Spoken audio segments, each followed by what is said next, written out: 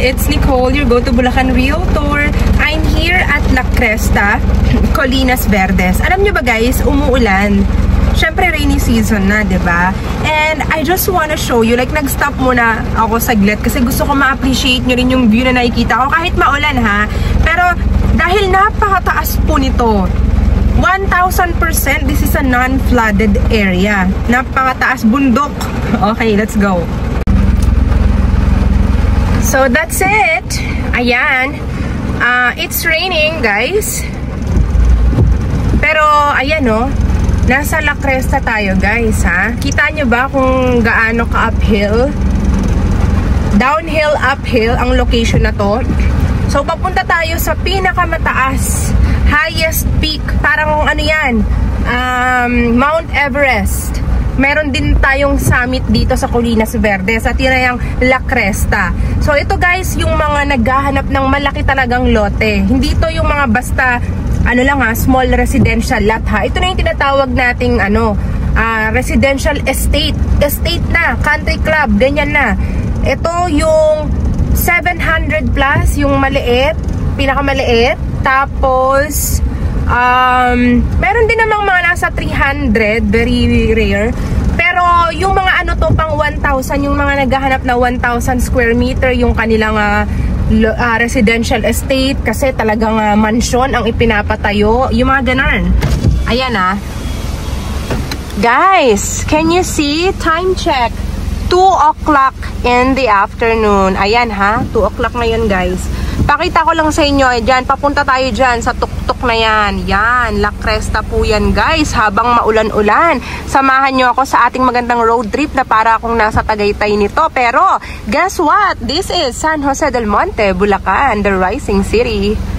Oh my gosh, guys, bagyo kung bagyo. Ayan ha, kung ikaw yung tipo ng buyer na iniisip mo, nako, 1,000 square meter yung gusto ko, magpapatayo ko ng worth 100 million na dream house ko. I just wanna make sure na hindi yan bahain. O ito na, ang ating pag-stroll sa La Cresta, Colinas Verdes guys, habang may bagyo, malakas ang ulan. Ayan, kita nyo yan? Kita nyo yung langit? At kita nyo ba guys na ang view natin, alam nyo ba, ayan o, nakikita nyo ba yung kamay nilaan? Alam mo, nasa tuktok ka guys, kaya hindi masasayang yung investment mo sa La Cresta na magkano ba yan? Kasi 1,000 square meter lot, di ba? Magpapatayo ka ng 100 million na bahay. Siyempre, ayaw mo naman na bahain yun na baka pagka umulan, bumagyo ng malakas sa Pilipinas, abuti ng baha. Ito guys, kitang-kita nyo na tayo ay nasa tuktok na hindi po dito babahain dahil alangan namang baka lumubog muna yung buong kamay nilaan bago abutin po itong La Cresta. Sa sobrang taas. Nakikita nyo yung mga bahay na yan. Ayan o. Ayan o, nasa view natin sila. Ayan, nandun sila, andito ka. Parang ano yan dito ka sa tuktok, andyan yung mga kabahayan, yung mga view mo. So, kitang-kita nyo dito guys na napakalakas po ng ulan ngayon. La Cresta, Colinas Verdes. Kahit ikaw ay magtayo ng mansyon dito in the future, ay safe na safe from flood or whatever, yung iyong dream home, 'di ba? Tignan niyo yung anong lakas sa ulan guys, oh. Ayan, pakita ko lang oh my gosh. Ayan. Tanghaling tapat yan guys. O diba? Kanina ang ganda pa ng ng araw. Pero dito guys, umulan, bumagyo, safe na safe ka. At pag wala namang ulan, pag summer, napakaganda ng view mo. Pinakamagandang view sa lahat. Guys, grabe, legit na legit po. Nakikita nyo ba yan guys? Ang kalakasan ng ulan, diba? Wow! Nasaksihan ko ang malakas na bagyo habang nandito ako sa La Cresta, Colinas Verdes. Ako ay nasa tuktok, 'di ba? San Jose del Monte, Bulacan. Tignan niyo yung mga damo, guys, oh. Oh my gosh. Oh, tingnan mo 'yan, oh. Dito ka sa tuktok, oh. Ayan.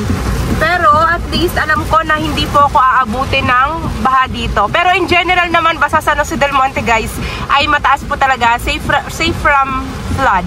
Extra extra safe safe ka lang kay Colinas La Cresta dahil sobrang taas niya po talaga. Parang siya na po yung highest elevation dito sa buong Colinas Verdes na 300 hectare. So without further ado guys, ito magbibigay ako ng sample computation kahit bumabagyo.